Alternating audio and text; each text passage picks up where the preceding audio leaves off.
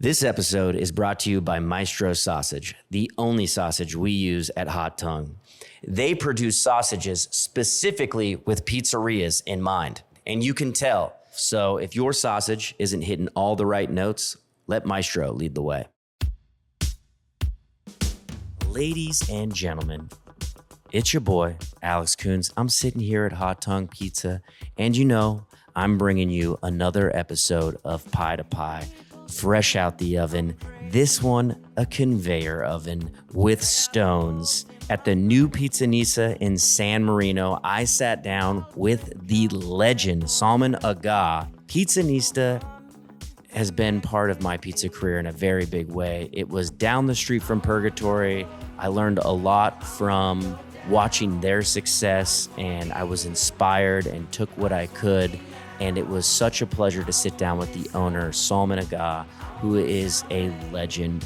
He is also a legendary skateboarder, entrepreneur, and Los Angeles pizza legend. We talked everything from the beginning of Pizzanista to where they are going. Salman talks about something that I think is so important and something that I have really tried to do here at Hot Tongue and all of my other brands is create a lifestyle brand, something more than just pizza. And he talks about Pizzanista being a pizza shop, but also kind of a lifestyle brand. You can tell with the amount of time they put into their merch, their boxes, the parties that they throw. They have skate decks. We are literally sitting in San Marino in the corner of their shop, which is basically an allocated skate shop. You can buy trucks, you can redo your trucks, you can build a whole board. It's as if Zoomies and Pizza Hut came together and made a baby. And that baby is the San Marino Pizzanista. We talked about the journey. I had a lot of questions because Pizzanista was so special in my journey and such an inspiration to me. I asked about the ranch that they made. I talked about their early catering program. I talked about all of the special boxes that they had done, the festivals that they had thrown. They had done a lot of things that pizzerias were not doing ever in the game. They were also and are one of the best pizza shops in Los Angeles and have been before pizza was considered good in LA. They have been around and served the test of time. They were on the Pizza Show with Frank Pinello, and I think they visited there, Delicious and Prime. And that was kind of like, there was maybe a handful of other pizzerias back in the day that were worth going to. I remember the first time I ever went to Pizzanista, I had their Sicilian slice and a cheese slice, and I was blown away. Salman talks about why the pizza's so good, and like most chefs and people in the industry, it really is the simplest thing. It's good ingredients, it's great processes, and it's knowing what you're doing, and they are hitting all of those bars. We talked about the venture to Long Beach, why that closed down, how they were in bar black for a little bit during the pandemic, and we talked about the international licensing deal that they have in Korea and Japan. Crazy to have two restaurants internationally, but if there's one guy that's gonna do it, it's gonna be Salman. Salman had one of the craziest takes on Portnoy, possibly my favorite that I will ever hear. He comes up a lot because in the pizza community, a lot of people love him or hate him. It is what it is, but this take is hot, and I loved every second of it. When you do things in a non-traditional way, sometimes it can be looked at with confusion. People are scared of what they don't know about. When you walk into Pizzanista on 7th Street and the Misfits are playing and everyone's tattooed and there's pizza in the air and loud music, judgments are already made. We talk about that, but that has nothing to do with how great the pizza and the service is. Salman himself, I think we met around 8 o'clock. This dude's, people are stopping on the side of the street. He's waving at neighbors. He's shaking hands. When we were leaving, there was an older couple that came in. He sat there and he was talking to them for 20 minutes. He knew, he's asking everybody how their day was, how their trip was. It was a great example of like what I think that every owner or manager should be in a pizzeria. And it was special for me because we talk about competition. And of course, Pizzanista was competition, but they were also an inspiration. And I think competition is healthy, and that's what drives people to be better. and you can still be great friends and compete. That's how we get better. It was so great after such a long time to sit down and sit next to somebody that I truly admired and what they have done and what they're going to do with their business. And so, Salman, thank you so much for the opportunity. It was a great interview. I know y'all are all going to enjoy this one. There is so much there, and the boys are back in town, and that's me and Salman kicking it together in San Marino. Enjoy this episode. Thin Lizzy forever. Pizzanista, I love you. Nista, veganista, Nista, is that even a word? We don't know, but it's brilliant. Let's go. MailWise Solutions takes advertising to the next level. They design, print, and direct mail, menus, flyers, and postcards for pizzerias all across the United States. I've worked with MailWise before. I tried to design my own menu, and Kevin said, hey, give me a stab at this, and holy shit. When he sent me back the menu, I was like, I thought I was okay at what I did, and his design team blew me away. There's no mailing contracts, so you're free to advertise on your own schedule. Click the link in the show notes or request a sample pack at mailwisesolutions.com. Let's get you some new customers today. The problem is there's different settings on that mixer. Yeah. And we finally got it to work on the setting that we need it to mix at. Yeah. But originally, even with the phase converter and all that, I mean, we had every technician from here to fucking Mars out here trying to figure out how to get that thing to work. It just wasn't working. Yeah. You know, so we finally figured it out, and it does work on the low setting that we need, but it just was a nightmare. You know, it was holding us up from opening. Yeah. Just the mixer. Yeah. Lots of things were holding us up from opening. Yeah. But did that thing push through these doorways? Well, no. A lot of this, like that mixer was sitting in here when it was empty. So you built around that thing? Yeah, we built you'd around have to fucking that. take oven, you'd have to take a wall out. out. Did you see we have the Hot Rocks oven? Yes. Is that on brick? It's on stones. Yeah. It's a stone conveyor. It's fucking amazing. How much was that thing? Probably like at least around 30 grand. Yeah. Well, that's not too bad for a regular, But it can do what a deck oven does. 2 decks. That one oven can do what 2 decks can do. So you're sliding right onto the stone. Yeah. So you're still cooking on a wood paddle. Yep. Yeah, because I saw it and I was like, damn, dude, a conveyor. Like I know Nista on 7th Street, and you see that deck oven right there. Yeah. So yeah. Did you consult with anybody on that oven, or did you want to like just change it up, or was there a reason you didn't go deck here? Well, I just was like, I did that because I wanted to, gain some efficiency. Yeah. And remove this opening and closing of the oven, and I wanted to figure out how to get the product even more consistent. Yeah. So with a deck where you've got slices going in and out of it, you're constantly, taking the heat out of the oven, not on the stone, but, in the chamber. Well, you're also having to like turn it. And you have to watch it. Exactly. Yeah. So with that, you remove all that. The pie goes in, it comes out, it's done. Yeah, but what happens if you get like a 10 pie order? That thing can do 50 pies an hour. Really? Yeah. I mean, more and more people I know are going to conveyor ovens. Yeah. Just simply for the training aspect of it. Yeah. Well, I mean, I wouldn't have done a conveyor unless we could get the same or better quality out of the product. Yeah. Well, a lot of people are still like doing the screen. No, I would never do that. We have one of those that we would use at events. Yeah.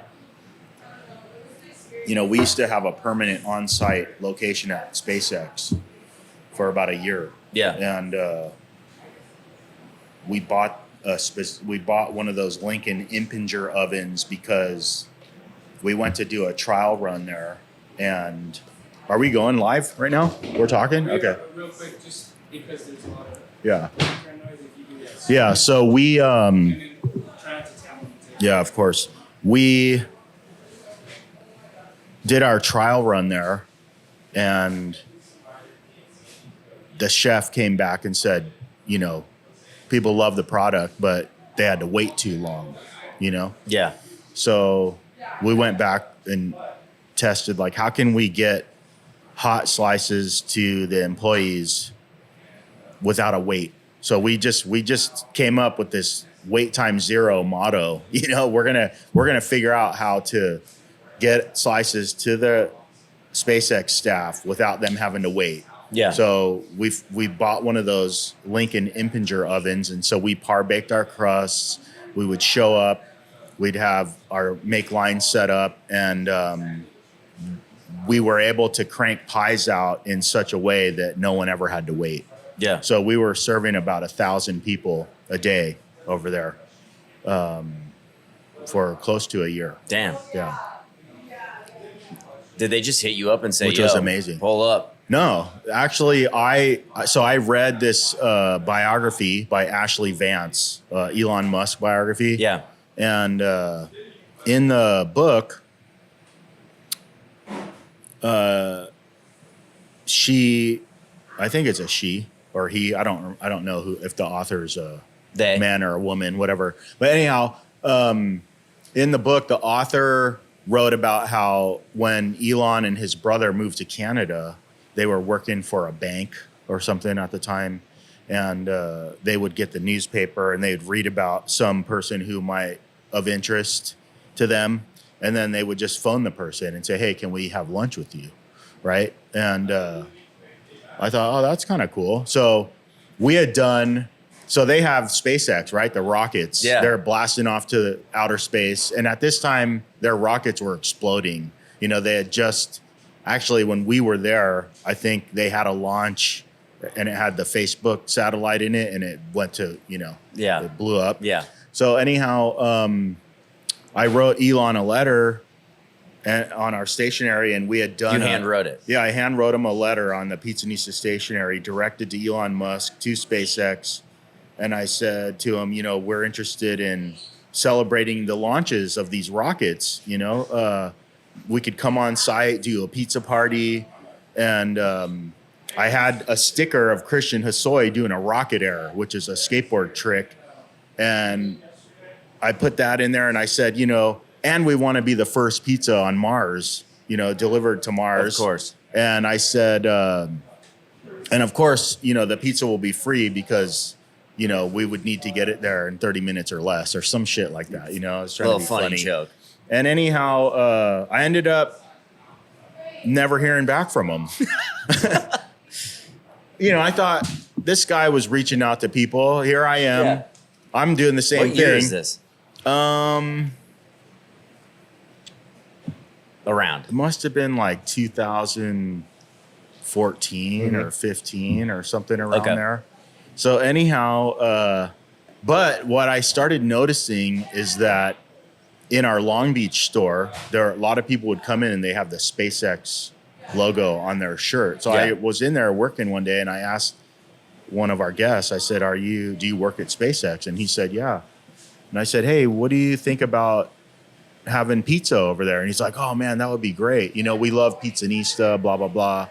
He said, you need to talk to this guy, Chef Ted. So I reached out, he gave me some contact for this guy. So I reached out to him and said, hey, we're a pizzeria. We're big fans of, you know, these rocket launches into outer space. Could we come make pizza for the staff? And he's like, you know what? We've been wanting pizza. As a matter of fact, we want pizza here every day. Yeah. So he said, come and let's try it out. And that's how it happened. Did you ever talk to Elon? I never saw him or talked to him once. Man, I hope that letter got there. Yeah. I also like that sentiment or that story of like just phoning somebody, reaching out. I think a lot of people, what do you have to lose? You know? I mean, yeah. I think a lot of our business, you know, and how we've grown has just been, you know, because of that reason. Yeah. You know, I mean, we used to, so essentially what I was getting at with all that equipment and using a conveyor, which Yeah. we were talking about, was there was really no other way to do it. And as a matter of fact, my trailer got stolen out of downtown LA with all our pizza equipment. You know, we had 2 deck ovens in there, some Baker's Pride ovens, and all of our equipment. And that equipment would have never allowed us to do what we did with the conveyor. Yeah. Because the deck ovens, because of opening the deck and closing it and all that, it took time. It takes so much heat out of the oven, it just makes it impossible to cook pizzas efficiently, or quickly, I should say, for an event. Yeah. Because we started out doing events, music festivals and things like that with that equipment, and we found that by par baking our product and having a make line set up that was with a basic offering, and then using the conveyor, that we could really crank out pies. So we ended up growing our business during that time to include, the king of festivals. You know, we were at Coachella and everything below that, and then also at SpaceX. So that was a big part of our business. This is going to be a question I asked later, but because we're already on it, like the Pizzanista has been around, since 2011, and a lot of pizzerias have popped up like in the past 4 or 5 years. Mm-hmm. And part of your concept was like you had a heavy hand in like these catering or bigger events. Like I remember like you guys literally had a fucking Baker's Pride deck oven that you would like wheel around. Yeah. I mean, it was kind of like, it was well before its time of people like, having gosneys or setting up at events and like doing all these things. Like where did that vision come of like being like, we're gonna be mobile. We're gonna take this. I mean, this was well before Unis or a gosney, like to fucking think like, yeah, we'll just hook up a Baker's Pride, put it on wheels and put it in a trailer and take it to events. Yeah. Like no one was doing it. And it was like, I'd go to any music festival or whatever I was at, or you guys would do skate competitions. Like, was that like always an idea to be mobile, to want to do that? Because I mean, it definitely got your name out even more. Like, yeah, I think, I think it was a conscientious effort to promote the brand. Yeah. So my thinking was, it's a lot of effort to do these events, but I felt like pizza and food, music and food together, these are like things people travel for. And I thought a lot of times events just had, the food is not great. Yeah. And yeah, I enjoyed being at those events, and participating and having our brand there. I think that, a lot of people in the suit side of business, they always say, well, how do you differentiate what's different about Pizzanista, or what's different about your product, or this or that? And, my answer to them has always been, well, we're a lifestyle brand, that happens to make food. Whereas a lot of other restaurants, their whole concept is based on, the origin of ingredients, or where they price themselves in the market, or what chef is behind the line, or I don't know, countless other things that I find extremely boring. Yeah. So, I thought if we're going to do this concept, let's do it as a brand that people would want to wear, essentially, Yeah. So the idea to be at events was, well, let's be at the events that represent the lifestyle that we lead.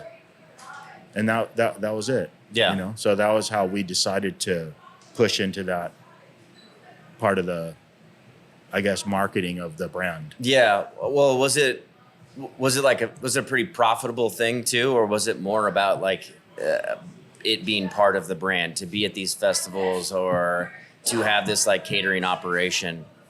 It was more a marketing play for us. It wasn't, if we made some money, that was great. We certainly didn't want to lose money. It was more about just breaking even, being there, and positioning the brand more or less. I purchased a Gosney Arc XL recently, and the bake has been so consistent. The bottom heat of the oven and the actual arc just cooks the crust to a caramelized perfection. There is no other oven, in my opinion, out right now that is going to give you these same results. Whether you are in need of a new oven for your pop-up or your dad's asking you, what is the best oven to make some homemade pizzas? Use our affiliate link down in the show notes. Smash the link. It helps the podcast. And more importantly, it helps you. We're sitting like basically kind of in a skate shop here. And so it's like it's no secret that you're a professional skateboarder, and we're obviously leaning into that. Being a professional skateboarder, I'll start here. Do you feel like having that experience helped you prepare to be a restaurant owner? Was there any tangents or parallels that like helped you in that business? Well, yeah, I think, as a skateboarder, I think the thing that you learn, one of the main things you learn or you either have in you or you don't is the I don't even know what you call it. It's the intuition to get back up, right? Because you get beat down. It's very painful at times. There's a lot of risk involved, and it takes a lot of, you got to calculate. It's very mental. A lot of people who don't skate or aren't involved in certain sports who are fans, they don't truly understand the mental aspect of, participating in something like skateboarding, for example, because it's very technical, and you're constantly building on a previous skill that you learned, right? So it starts with pushing and having balance, and from there, if you're skating in the streets, it's ollieing, and then the ollieing turns into flip tricks, and then how high you ollie determines what you can skate, handrails, stairs, gaps, all the stuff that you find in like an urban environment, hills, you're dealing with speed, timing. There's so many things that go into learning to be a good skateboarder. So yeah, I would say I had, there's kind of this, if you talk to a lot of the older skaters, they call it skater's advantage. So yeah, there is some advantage to being a skateboarder and then going into business because you've dealt with a lot of risk and you've dealt with a lot of pain and you've dealt with a lot of having to get back up to, so when you visualize a trick or you imagine yourself doing something, a lot of times it might be you're pushing yourself past a certain limit that you've reached. And in order to do that, it takes visualization and it takes trial and error. And so, yeah, all those things help prepare you to be in business for yourself, essentially. Yeah. It's not an MBA.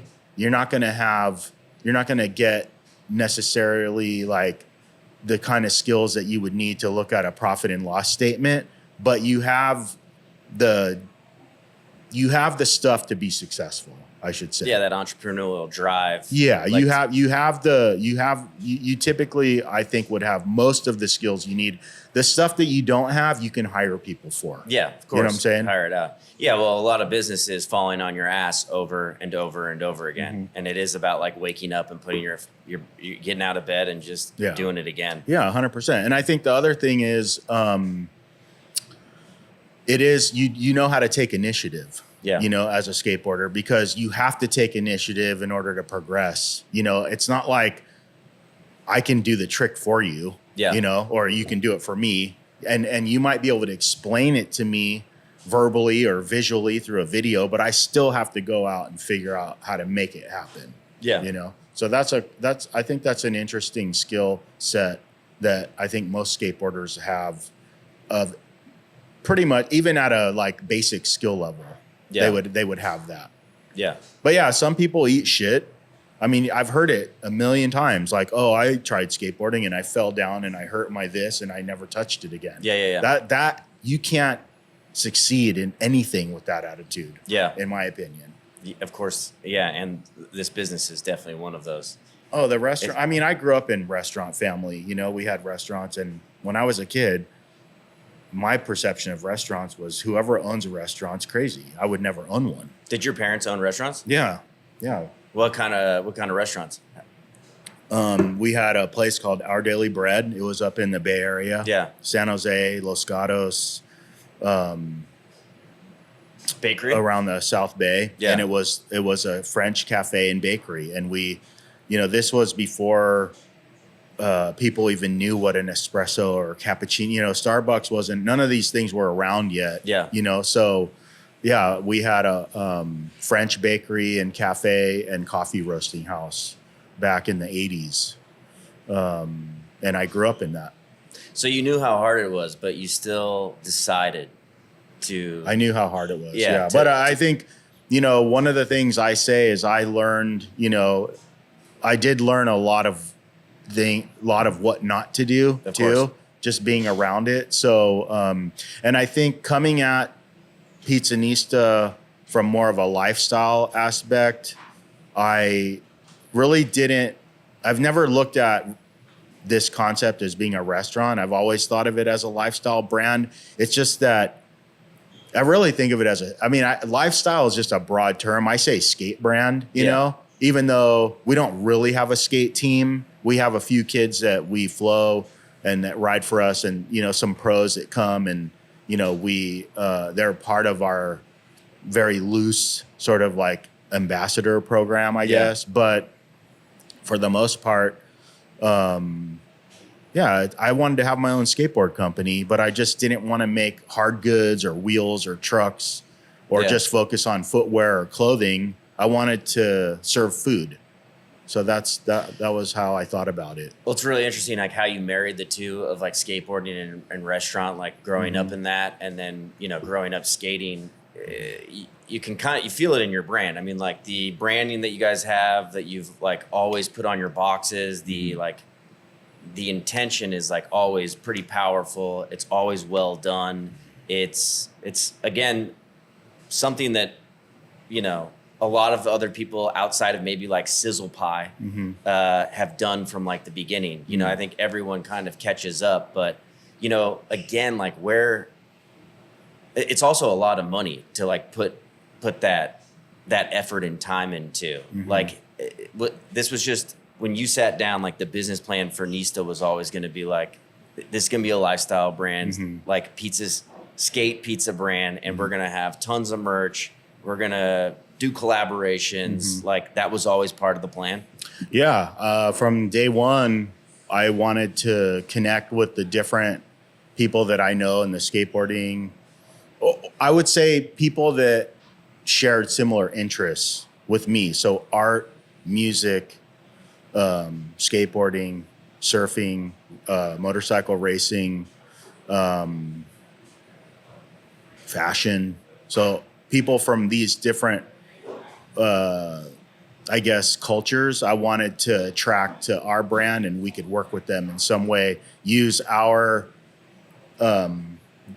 the culinary side of our business to create another avenue of expression, for these different artists as I see them, So that was always the intention from day one. Have you ever had to face like stereotypes early on about like coming from the skateboard world and then opening up a restaurant and being like,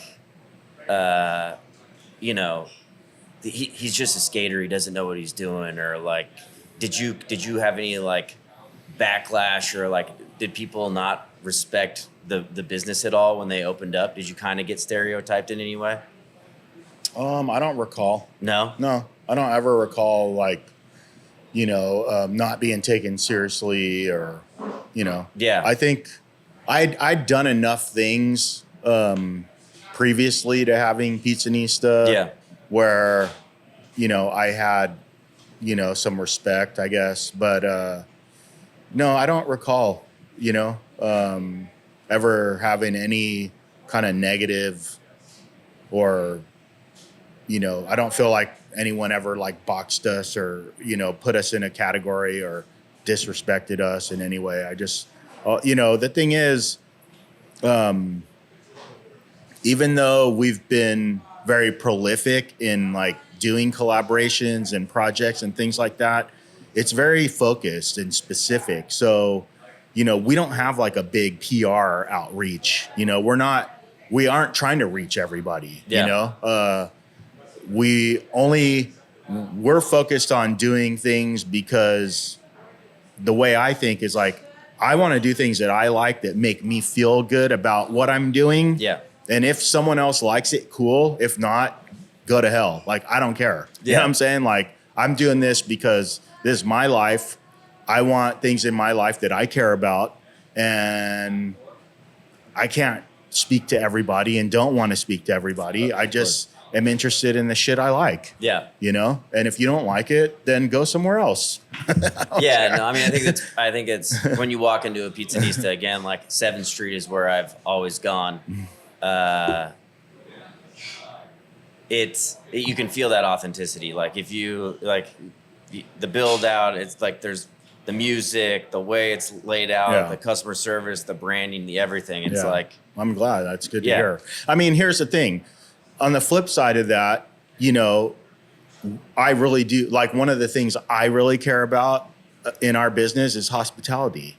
You know, it bothers me to go somewhere and to not be greeted, for someone to not be the first to greet when I walk in somewhere, or to be happy to see that I came to their establishment. Yeah. So, for example, like, we have our roots in like punk rock and hip hop and skateboarding, and we draw, like, our DNA is these kind of counterculture subcultures, you know, that were very rough around the edges and, you know, very kind of anti-establishment too. But at the same time, I care about how we make people feel. of course, You know, and that's not just because we want them to be a patron of our restaurant. It's because I think you know, despite what people might think or believe or perceive about like the early punk rock movement or hip hop, or, you know, these were all struggles to make the world a better place. And the only way to find that, to have a voice in order to get the establishment to hear, was to scream or to be obscene or to, you know, express yourself in a way to be a squeaky wheel that gets heard, you know? So that doesn't mean that like these people were like degenerates to the point where they were like not,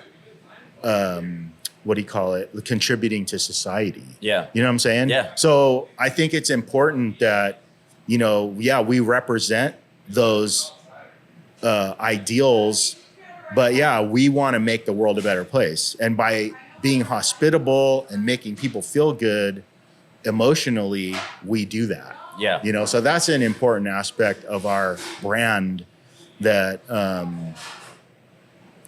I think people might find unlikely because of how gritty we've kind of presented it over the years. You know what I mean? Yeah. Like people expect something. Yeah. It's like, we're not going to be, you might walk in and see someone that doesn't represent your demographic or whatever. But I can assure you that your interaction with them is going to be one that will be one that you remember, and one that will make you think, oh, I enjoyed being there. Of course. You know what I'm saying? Yeah.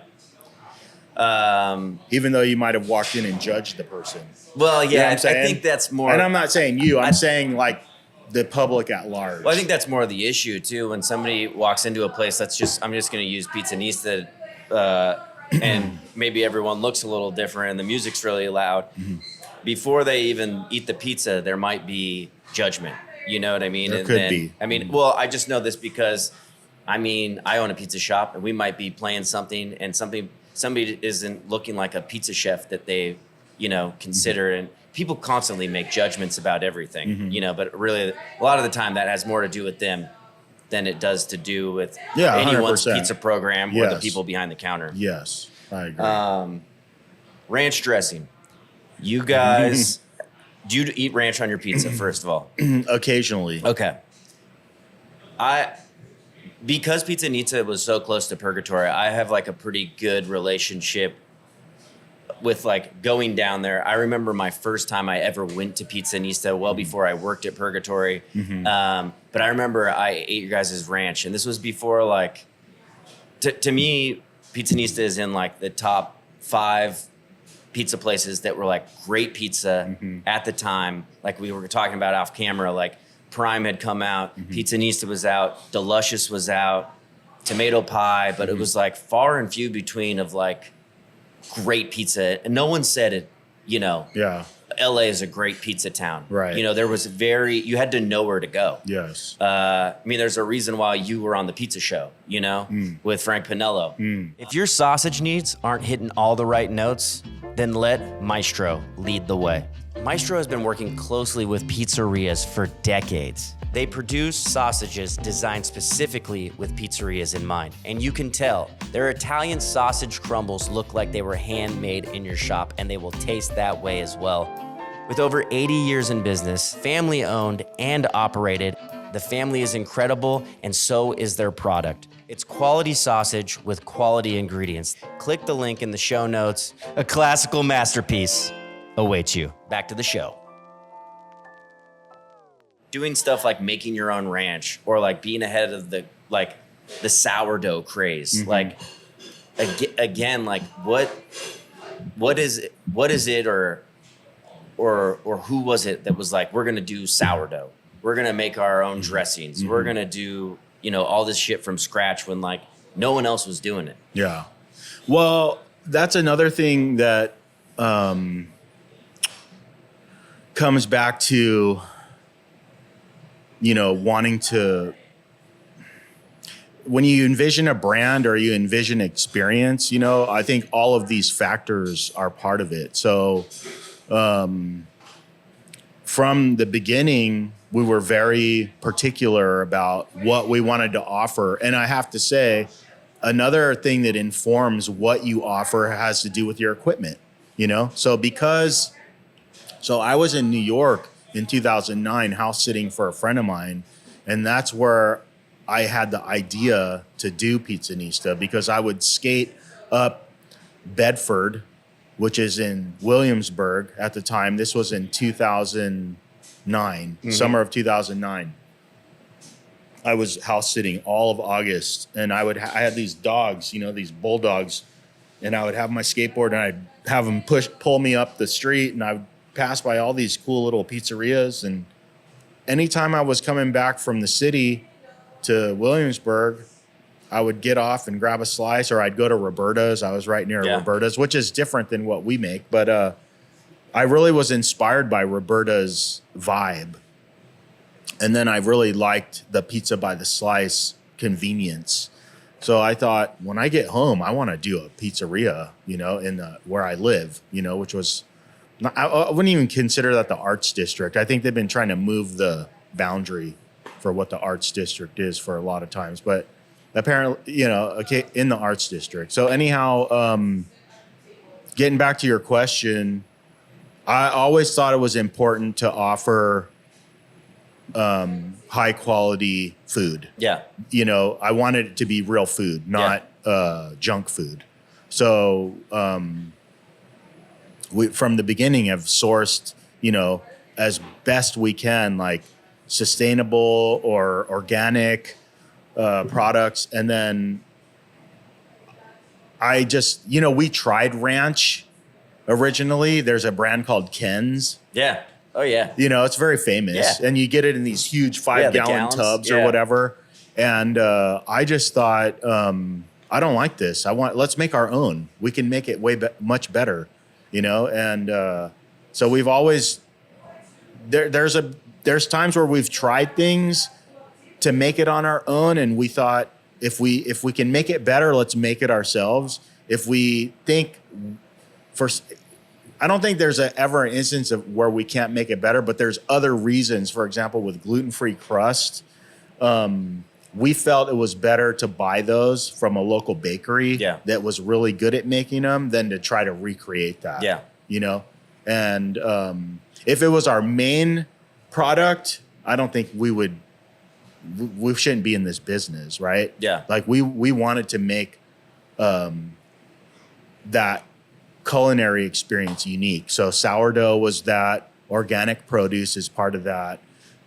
Carefully and I should say like conscientiously like curated products from the meat to the toppings to the cheese was all part of that. Yeah.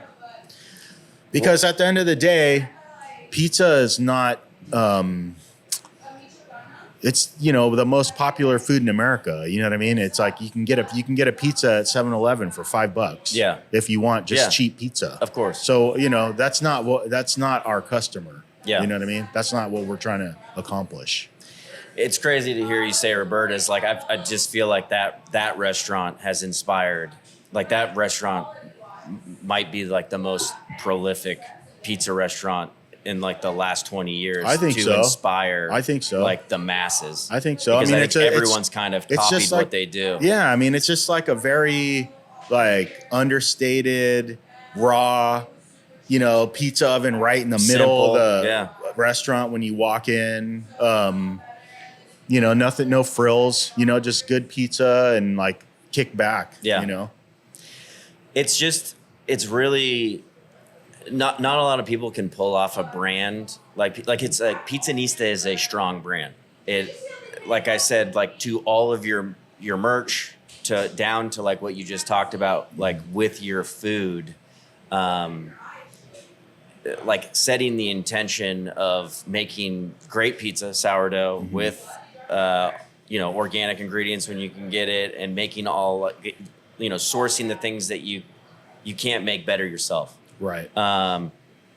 Again, like Which is only our gluten-free crust. Yeah. That's everything else is either fresh or we make it. so many people are. I think what made Pizzanista maybe so great early on, and still to this day, but was the fact that you guys were doing all those things, and so many people were not doing those things. In LA, the pizza scene was like you would get Rods or Kens. Yeah. You know, they are just like fucking opening up the shittiest tomatoes from Restaurant Depot and putting Supreme Italiano cheese and like, you know, not measuring out their dough and just, you know what I mean? Of course. Like, that's why it was like, I remember the first time I came in, I had a friend who was living downtown, and she was like, have you ever been to Pizzanista? I was like, no, I've heard.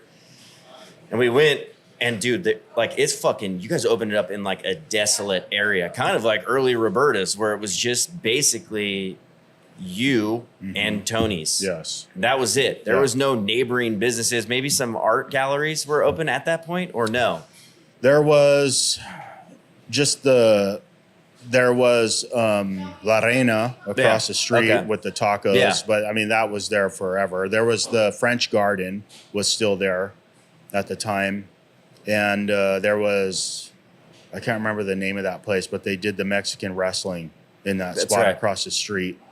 But that was it. There was nothing else. I mean, it has changed quite a bit since when you've opened. I mean, it's like a full fucking Warner. Is it Warner? Yeah, Warner It's across Music. the street. Yeah. There's apartments and high rises and construction and other restaurants and clothing stores. How has that changed Pizzanista, maybe business wise, or how have you evolved with the neighborhood since opening up in 2011 to like where it is now, just down there on that first location? Yeah, in downtown, I mean, it's the same. We haven't done anything different. We offer the same exact product that we offered from day one, and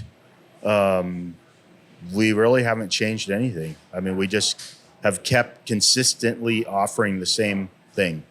Yeah. The neighborhood's changed. I mean, there's obviously more places to eat. There's more entertainment. There's new people living down there. There's more people coming because there's, you know, right there at 4th and where Mateo and Santa Fe come together, there's a big, like, I don't know, 30-story building. There's, you know, one Santa Fe was a new development, which was, you know, I don't know, 500 apartments or something. There's that new on Industrial, there's a whole new thing. Yeah, and now we have like the Bike Shed, which is a motorcycle-centric concept on Industrial. There's Gorilla Tacos. There's, I can't remember the name of the place across the street from us, but there's been lots of different things coming and going. Yeah. And Does that affect things positively at I that think- shop? Well, we've been very consistent. Yeah. You know, I think COVID was very challenging for everyone, ourselves included. And now post-COVID, it's challenging because, every business is dealing with rising food costs, rising labor costs, new regulatory, new regulations through OSHA and other agencies, rising energy costs, so inflation. Yeah. So we're, at a point right now where we're just looking at all of these things and having to take all of this stuff into consideration to figure out how to stay in business. You know what I mean? Yeah. We're still doing well. Yeah. But there's no guarantees for anybody, and I've seen a lot of people go out of business, Yeah. a lot of people struggling, Yeah. Well, I would say that. and especially people who scaled, Quickly? look at Mod Pizza bankrupt. Yeah. This Dave's hot chicken concept, they were hot, not so hot. Not so They're hot. closing a lot of stores. Yeah. There's people who, thought they were, not thought, they really had the trajectory to grow and Yeah. scale and whatever, but I don't know. It's scary. Yeah. I think COVID was tough, but I actually think like the last year and a half has been harder than COVID was. I think so. Yeah. It's been a lot For harder. businesses. For For businesses. everyone that I've talked to that has a small business is unsure about a lot of things. Of course. That have nothing to do with how they run their business. Yeah. They're just external. Election, political scene, just I don't know, just so many variables. Economic. So yeah, it's tough. It's a tough business to be Yeah. in. It's a tough, at this, but here's something I have to be, that I can share is that we came out of the housing market deal when we opened, right? So Pizzanista got to do this, because the economy recovered and it grew and it's grown tremendously. That's the other thing, the stock market's at an all-time high right now, but people are broke. They can't even go out to eat. Yeah. It's crazy. Yeah. So yeah, there's a lot of uncertainty, but the point I'm trying to make is that Pizzanista has been able to grow and has been able to perform in all of this turmoil. So I'm really proud of what we were able to accomplish through COVID and this post-COVID. And, we have our stores in Asia, Korea and Japan, and they're doing well. So, How did that so even there's come more to of that. be? I think there's more of that to come for Yeah. us. It's just that, there's a lot of people I've seen in the skateboard industry. I've seen it in the restaurant world. I've seen it in all kinds of, we've seen it. We've all seen it. We've seen concepts that are cool or that have some energy to them where, interlopers get involved and, influence the ownership. And next thing you know, they have 500 units, but now they're going bankrupt. Of course. So The soul of it's blowing kinda crushed. up is not the answer for me. Growing slowly, like In-N-Out's a great, I think In-N-Out, here's how I view our brand, like how I've always thought about it. It's a cross between Alice Waters and Chez Panisse and In-N-Out. That's our intersection. We stay true to that. Yeah. So that's how we grow, slow and steady, and we don't compromise on quality, Yeah. I like that. High. Well, really, In-N-Out is a high-end, cheeseburger.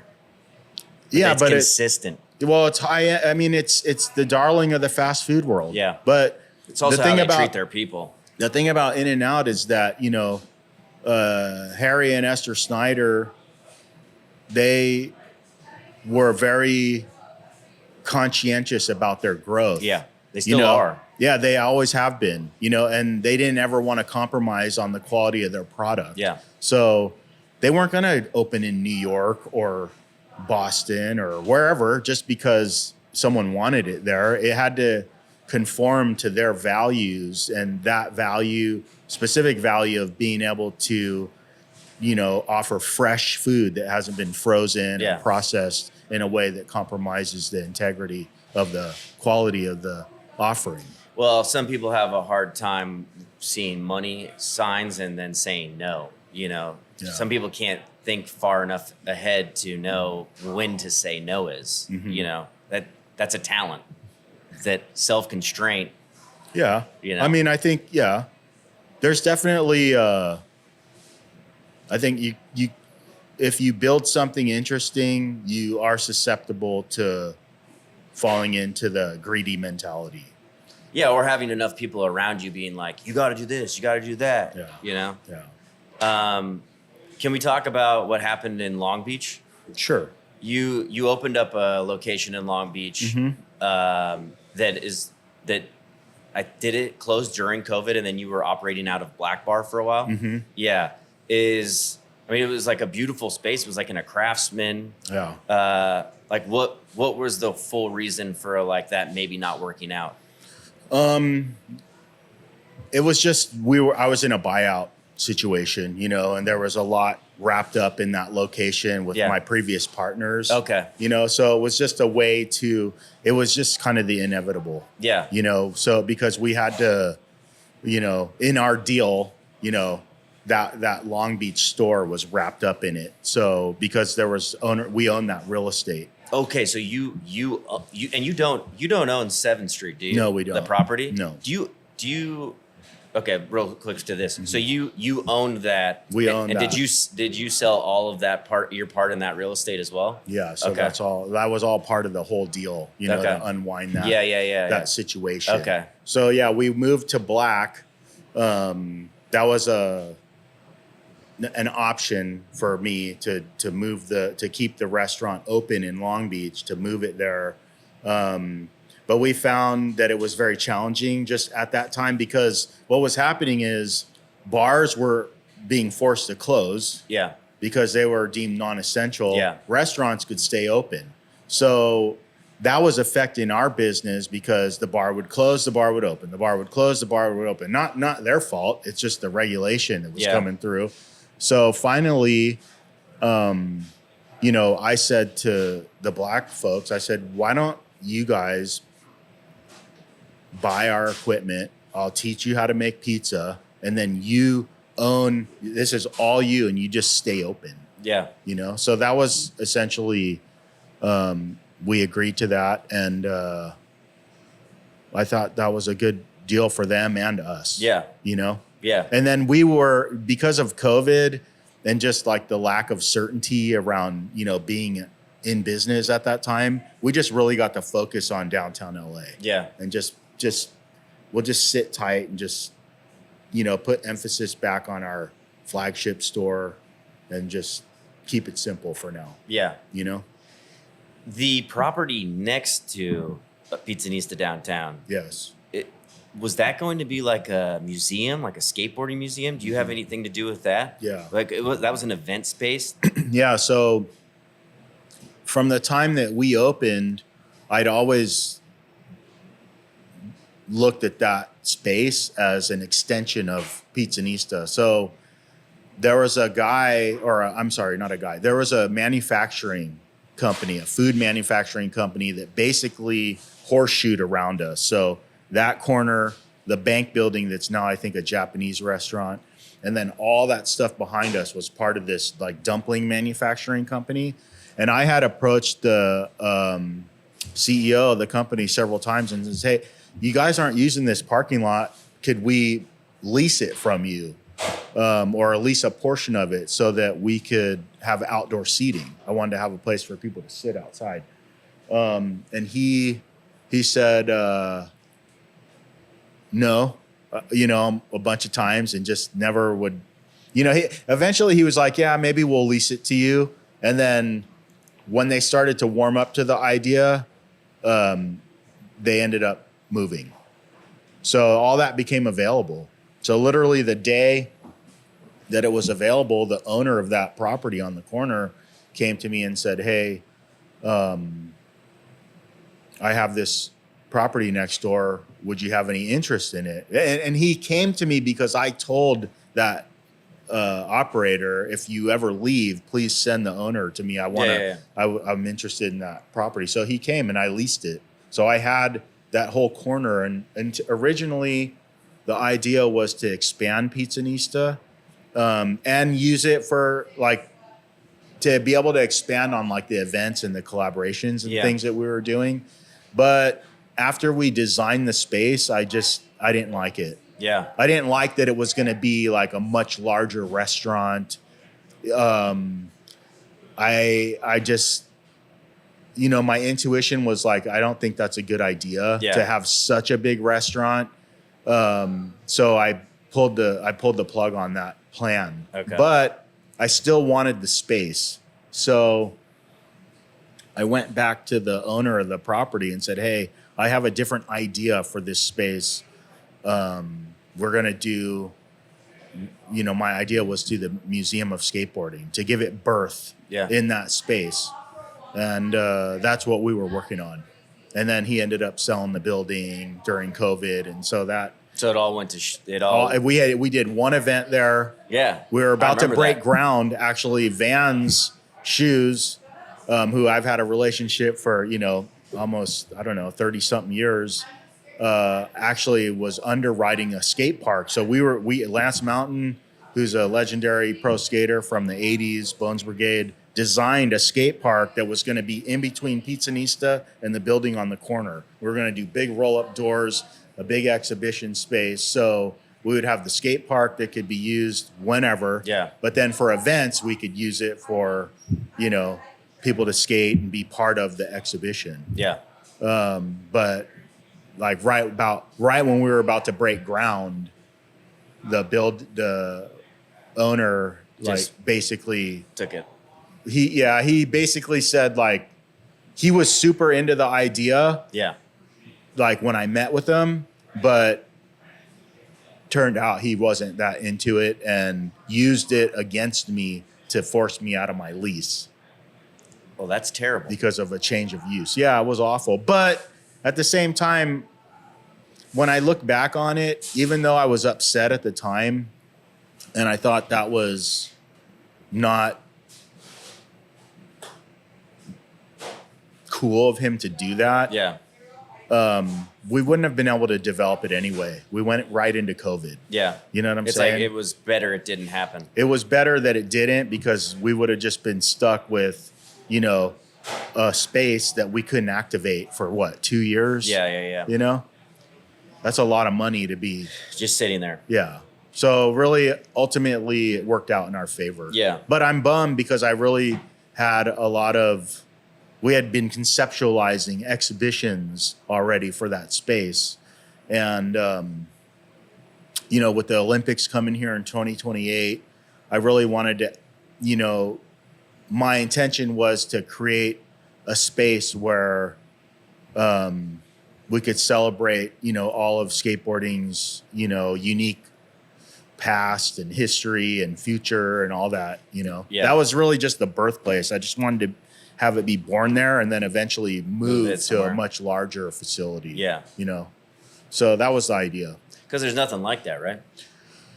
No, there's nothing. There's a guy, Todd, a friend of mine, that has the Skateboarding Hall of Fame and Museum up in Simi Valley. Okay. So we were also talking about incorporating he has an insane collection, into all these different exhibitions. Yeah. And there's obviously lots of collectors out there who could donate for the purpose of exhibiting or telling a story, product or ephemera or gear or whatever from different eras.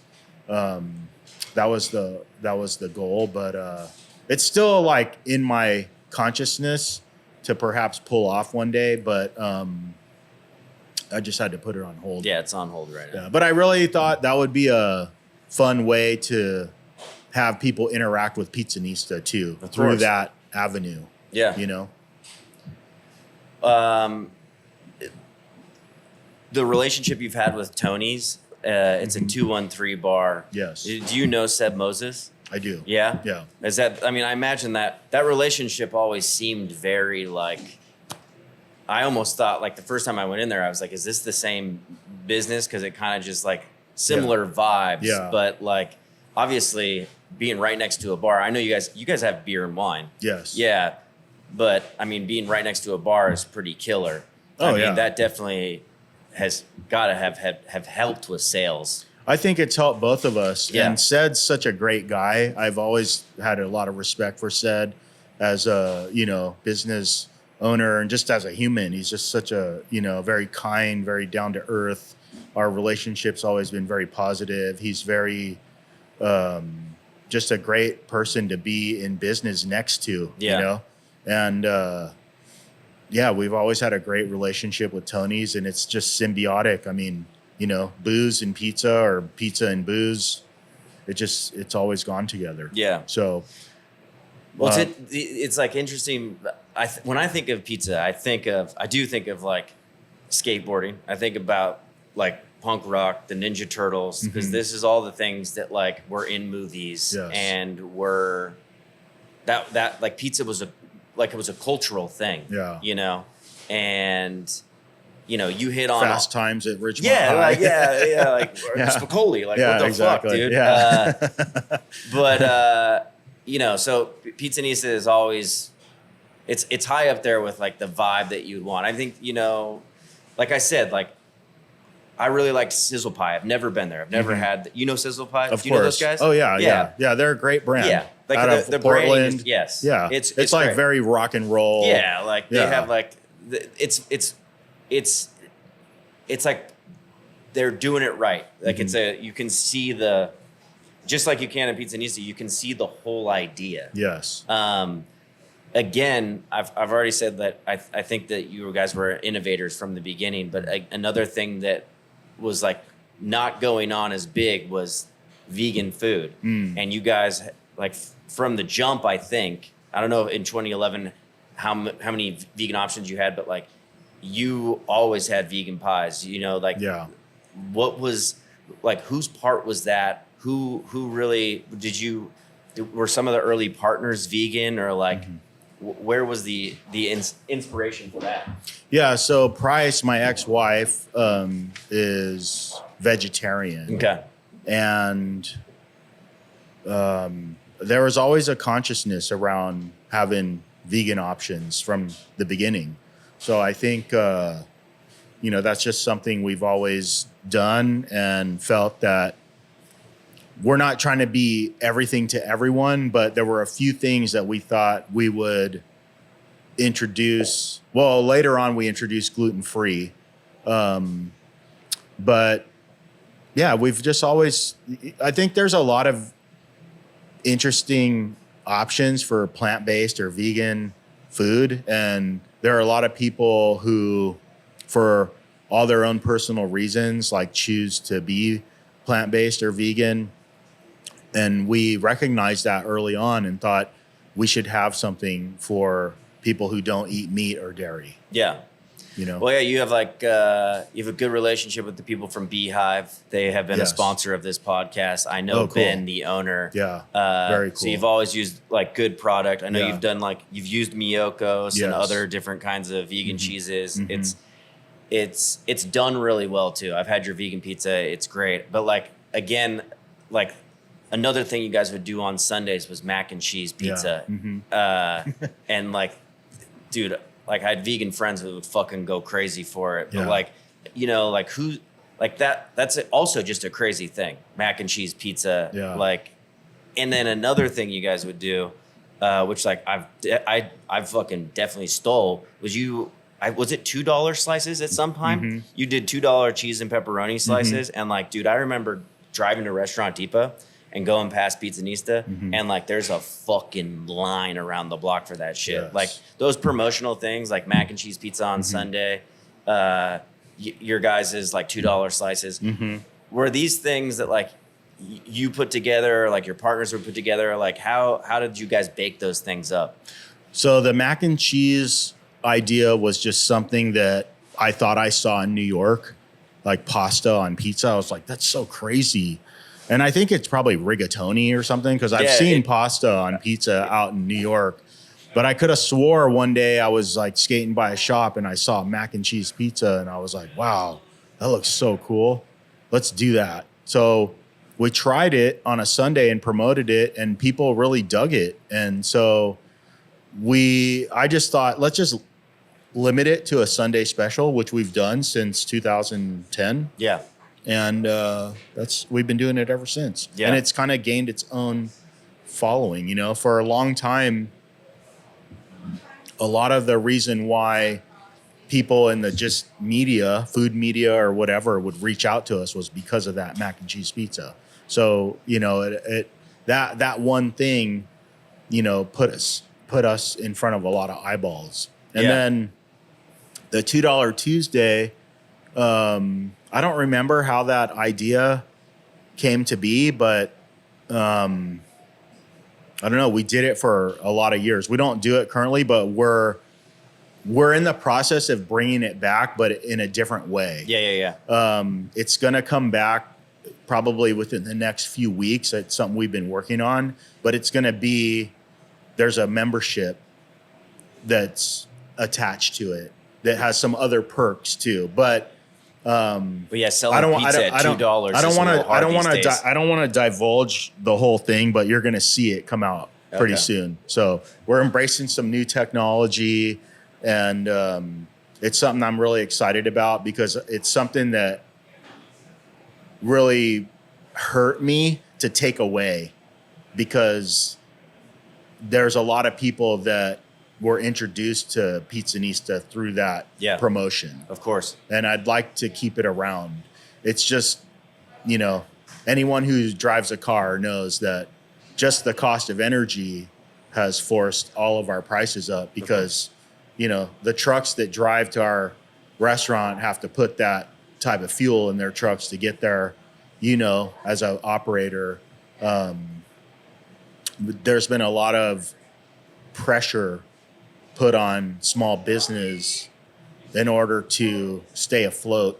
It's been hard. Yeah. This past 2 years has been, you know, I think for everyone across the board, extremely challenging. I agree. There's places that I've seen go out of business that, you know, are like cockroaches. I never thought I'd see them go out of business, and it's concerning. Yeah. You know? No, I feel the same way. I mean, that was a lot of the reason why we pulled the trigger on selling meat and cheese. It was like, yo, I can't believe this place just closed. Like there's no time to hold back. Big decisions need to be made because it's really tough right now. It's across the board in every industry. Yeah. You know? So the positive side of that is that it challenges us to think about our business, how we do business. You know, it really challenges us to take a look at every aspect of our business, which is not always the most fun thing to do when you're a small business, because we don't, you know, for example, like let's take In-N-Out again as an example. You know, they have the resources because of their stature and size to be able to deal with like new compliance issues. You know, for a business like ours, you know, that we've set up to essentially run like the day-to-day operations without like an owner involvement, that forces us back into being conscious about what's going on. Yeah. You know? Yeah. Like I've essentially positioned myself to be able to just focus my attention on the stuff that's creative, you know, like the branding and marketing and collaborations and things like that. But when you have regulatory laws that are being passed, like someone's got to pay attention to that, of course. Right? And typically at our size, that's not someone that's working in the kitchen. Of course not. You know what I mean? So do you have like a store manager that like like a we have like a GM partner, and he director? runs the stores. Okay, Like so both of them. He runs both of them. Yeah. Yeah. That's his role as GM is he's in charge of all the daily operations in both stores. Yeah. To ensure that they're operating efficiently. Yeah. So that we have the metrics and his targets, and it's his job to hit those. Yeah. You know. So you got him, and then you have like what? You have your GM, and then you we have your store we managers. have leads. Yeah. We have shift leads Yeah. that report to our GM. So every shift has a lead that works depending on the shift. Sometimes they're working in a station and they're the lead. And on the really busy times, they're just the lead. So they're interacting with guests. They're enforcing, breaks and things like that. Yeah. So, And then was the GM just check in with you? yes. Yeah. Mm-hmm. Well, the leads do too, but not the leads check in with us bi-monthly. So we have bi-monthly meetings with the GM and the leads. So every 2 weeks we meet.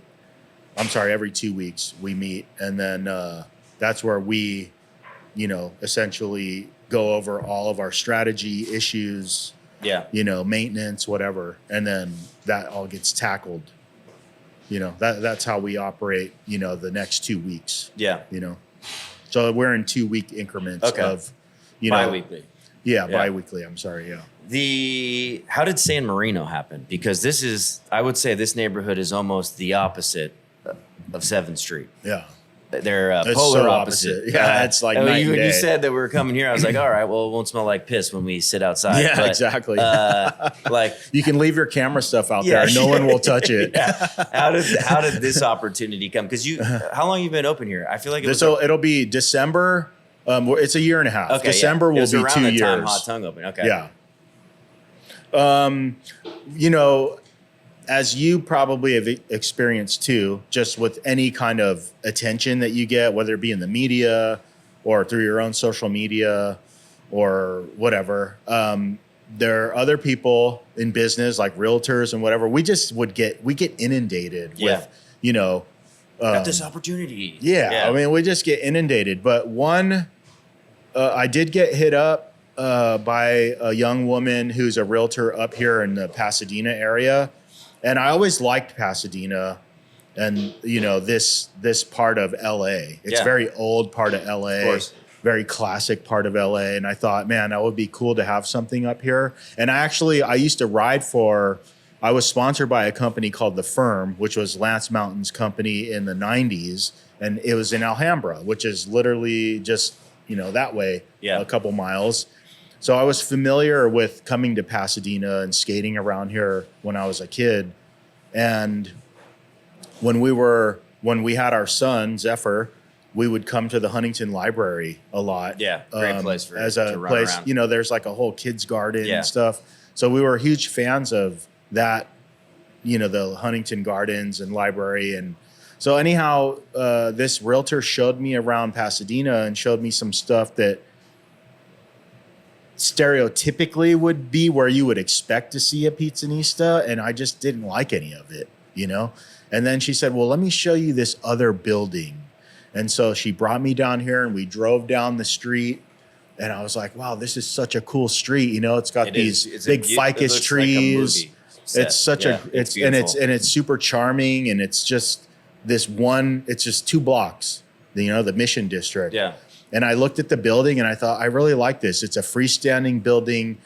The guy next door, there was a guy, his name was Raju. He built out his whole cafe by himself. He's an engineer, but he was literally in there every day by himself building it out. And he was super cool. And I thought, this is very similar to like what we have downtown, but it's the exact opposite demographic. Yeah. And I just said, I love it. Let's do it. And so my conscious thought was this: when we opened downtown, people said, why the fuck would you ever open a restaurant right here? Yeah. Exact words. I'm sure. I mean, you're in Skid Row practically, Yes. right? Yes. And I around. thought, well, I just have a feeling about this place because I lived in the community. And I thought the same thing when we opened this place. I was like, you know what? I want to go somewhere where we stand out, not where we fit in, because we can fit in a lot of places, but it's rare that you get the opportunity to stand out. So I picked this spot because this whole street is like boutiques for old ladies. Yeah. You know what I'm saying? Yeah. There's nothing here for young people. Yeah. So I thought South Pasadena is young families. All around here, it's families. And, we can grow up with these kids and this could be their pizza spot, So that was my thought. Man, I loved everything you just said. The opportunity to be able to, not fit in, but stand out. Yeah. I love that. Thank you. Has it been going well here? It's been going really well. Yeah. It's exceeded my expectations for sure. And, I think it's important to make that emotional connection with people, whether it's just by the sake of being somewhere, right? So like when you talk about being judged or stereotyped or pigeonholed or whatever, I knew that by having skate stuff with some of the graphics and just our vibe, that like people would come in here and be connected to it, even if the initial connection's negative. Yeah. They had an emotional response. Yeah. They judged it. Something happened. It's polarizing, right? Yeah. So, now these same old ladies that were like, oh my gosh, I can't believe, you got skateboards in there. They're our regular customers. Yeah. You know why? Because they walked in and someone greeted them, made them feel good. Yeah. They might have been confused about what they were walking into, but now they're just telling all their friends to come here and eat pizza. Well, that's what good art, good product is. It's polarizing. You gotta have. Not everyone can like it, and then even getting those people that do have those prejudgments and then come in here and then they're regulars. It's like that you're doing something for the like community. Clyde who walked by. Well, I was gonna say, dude, I was talking to you for 5 minutes, and then somebody's talking to you from the street. You're talking to this guy. Like it seems very much like a neighborhood spot. Totally. Yeah. And that's what we enjoy. Yeah. You meet people, they become your friends. There's a guy, Stan, that comes by with his dog. Great guy. No, it's not Stan. I'm sorry. I keep calling him Stan. Glenn. Anyway, Glenn, one of our neighbors right here. Sweet man. He's super into motorcycles. Has this big fluffy white dog. He walks by here. We've gotten to know a lot of the folks here. And then there's the Cub House, which is a bike shop. Yeah. And also sells flowers. Oh, nice. And that's very young and cool.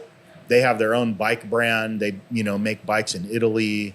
They have a huge following. They do an annual event where they shut the street down and it's a car show, bike show. So we heard a lot of positive feedback from the community when we were building it out about how people are excited to have a place like this where they can come with their families. Yeah. So it's been really positive. That's great. Have you done any collaborations or anything with anybody in this community, this store? We haven't done any collaborations with people in the community. Okay. We had one event here so far with Ryan Sheckler, who's nice.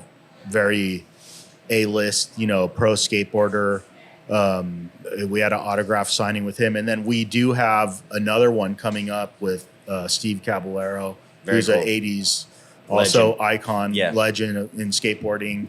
So he's going to be coming. That's November 30th, and that's cool. We did collaborate with Vans to do a limited edition half cab, one of Cab's shoes, and Pal Peralta to do a signed and numbered limited edition, I think, Animal Chin era cab deck. Yeah. And then we're doing a whole pizza box with the pizza. So it's this whole package. When you do those, because you've done a lot of custom pizza boxes, do you sometimes because I know how much plates cost too.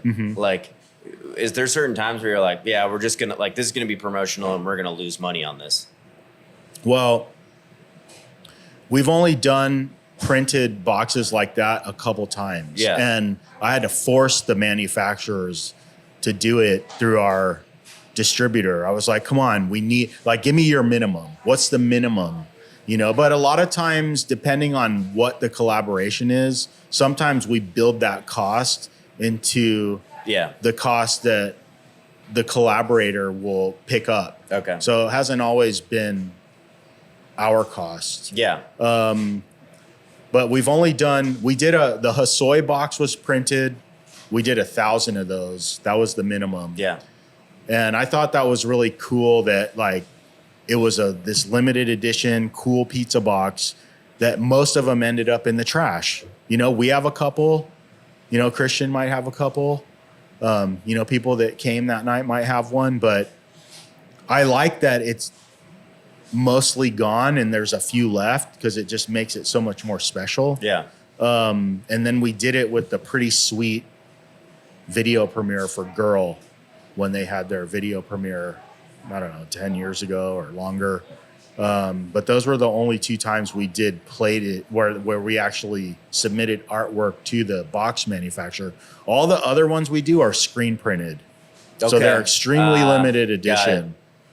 So we actually will print, you know, some boxes we only printed 30 Okay. or 20 or 50. That makes sense. I just Yeah. see it on Instagram and I'm like, what the fuck? They did like a full run of these things? Yeah. So that's what makes those special too, Yeah. right? So, I mean, the ink on them is, you know, there's texture It's to art. it. Yeah. And, you know, they had to go through that registration where we screen multiple colors. And that the cab box is cool. It's the first time we've actually printed a box that's the entire box, you know, the front, the back. Yeah.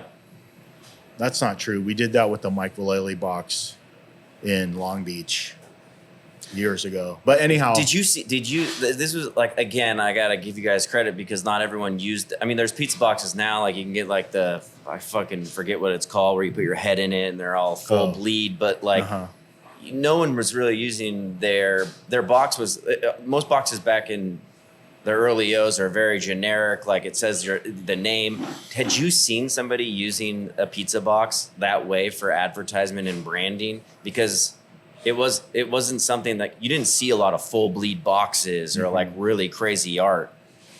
I never saw anyone. To me, it just looked like a skateboard that needed to be, that graphics needed to go on that were unique. Yeah. And I saw the opportunity to do that with the different brands and collaborations and events that we had because they're so unique. You know, these individuals are so unique, like Glenn Friedman. You know, Glennie Friedman is this iconic photographer from LA, but lives in New York, who shot, you know, who documented like early punk rock, hip hop, skateboarding, like the Dogtown era, Z-Boys. I mean, he has this archive of, you know, photography from some of the most influential people in these subcultures, you know? So to be able to take, for example, you know, I'm from Washington, D.C. originally. I grew up, you know, I was heavily into punk rock as a kid and skateboarding and still love that part of my life. And, you know, I was super into Minor Threat because they were from Washington, D.C., you know? So for us to be able to use like Ian McKay's image on a pizza box, it's so cool. Yeah. You know, so going back to what we were talking about earlier, I love that. It makes me so happy to get up and promote that. Do people in San Marino care about that? Fuck no. Yeah. Do I care if they care about it? No. Yeah. Because I love the way that box looks and it turned out so cool. And Ian McKay's on the cover on the top of a Pizzanista box. Yeah. That's just incredible. To me, that's money, whether it made money or not. Yeah. You know what I mean? Yeah. Can you tell me like how that, like, I know you guys have always kind of had a presence like with your branding and stuff. And I don't know if it's because like you as a skater, but like in Tokyo and Korea, but like how did those, is that a licensing deal or like, do you own those outright or like, how do you run 2 pizzerias that are in a different country? Yeah. So they're franchises. Okay. So, you know, they happen simultaneously. So originally Japan happened because we were approached by,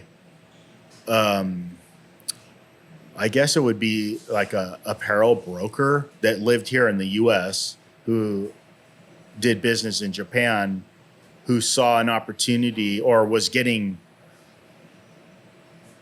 somehow there was a connection between Japan and this broker and our brand, to bring our soft goods, like our apparel, to Japan. So Yeah. we were wholesaling Pizzanista branded apparel to Japan, and we were, it blew up. I mean, we were in Beams, Ron Herman, we were in like, I don't know, almost 500 stores all over Japan with just Pizzanista branded Yeah. clothing. And then I said to this fella, I said, we really should look at doing restaurants in Tokyo to support the brand, because it's cool that we have our clothing there, but it would be even cooler if we had our clothing and the restaurant so people could have the full experience. Yeah. So that basically started that conversation. And then I have a friend, David, who I've known for over 30 years, who was responsible for my first trip to Japan back in 1991. He was working with a distributor that distributed real skateboards, who I had turned pro for. And I've maintained that relationship. And so he helped me identify who we should work with in order to do the restaurant part of it. And that basically evolved into this partner having the franchise rights and an apparel license. So we have it's a two different deals with the same company. Okay. Where they do all of our licensing for Pizzanista apparel. So they manage that. And then they also have the rights to a certain geographic area to do franchises in Tokyo. That's wild. So did you end up, have you been to those stores? Yes. And did you, like, how would you say the food is in comparison? Like, it's going to be a little different, but they're not using the same flour and Stanislaus tomatoes, are they? No. So it's very difficult, to, replicate exactly what we do here. They the pizza in both places, in Korea and Tokyo, is incredible. It's, they had to source from different, vendors and manufacturers, but we trained them, and taught them how to make our pizza. Yeah. Do you think that you'd open up or let like more franchises happen like around the world? If they were in line with like the integrity of our brand, yeah, we would, and we've been approached to do stuff. So yeah, I would be interested to do that. I'm even interested in looking at franchising in the US, but in a very limited way. Yeah. So I have some ideas about how to do that. It's so counterintuitive to what franchising is. Yeah. But I think, I don't know, we'll see. It could be a meaningful way for us to scale, but in a way that we limit it, because that's a thing about franchising in the US, is that because of the cost of managing and maintaining like your FDD and all that stuff, there's kind of really an undercurrent of pressure to grow. Yeah. And I think that's the problem with franchising. The growth is not due to demand, it's due to pressure from underneath because of the cost of maintaining like that type of operation. Yeah. So it's kind of, it's a lot to think about in terms of like, do we go that route?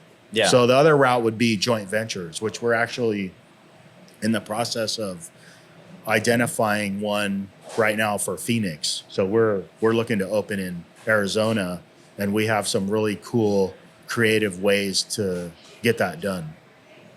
With like partnering up with somebody. Where we have joint ventures. Yeah. Yeah, because the problem with in restaurant business, there's a lot of complexity when it comes to licensing. It's not just the complexity, it's just that because of the franchise laws in the United States, when you start licensing and operating in that space, if you trigger certain franchise type structures, you can get caught with your pants down and it's illegal. So it's really you got to be, we, business, you, me, whoever, we have to be really careful about how we choose to scale about that. and do that, because you could be putting yourself into a sticky situation. And you don't want to do that because you're going to find yourself in those already. Yeah, I mean, in California, you just like, you got to be crazy to open a business in California. I'll tell you that right Yeah, now. no, I agree. To be a small business in California, you got to be fucking out of your mind. I mean, I don't even know how else to put it. You know, it's just, any business owner who's watching this knows exactly what I'm talking Oh, about. 100%. 100%. You know? Yeah, and if you're thinking about getting into it, maybe don't do it in California. I mean, you got to have an appetite for Destruction. you know, you got to be, I don't even know how to express what I would need to express in order for people to understand what you go through here. It's so derogatory and obscene. Yeah, I know you almost have to go through it yourself. Yeah. All right, I know you guys open in 7 minutes, Uh-huh. and I got to ask you 1 second. Okay, I'm sorry. Make sure that my shop isn't burning down. Somebody texted me like 300 times. Oh, geez. Yeah, you were visited by somebody that we talk about every once in a while here on this podcast. Dave Portnoy came in 2021. Oh, yeah. Did you know that was going to happen? And do you have any like feelings on like what that guy does or doesn't do for the industry?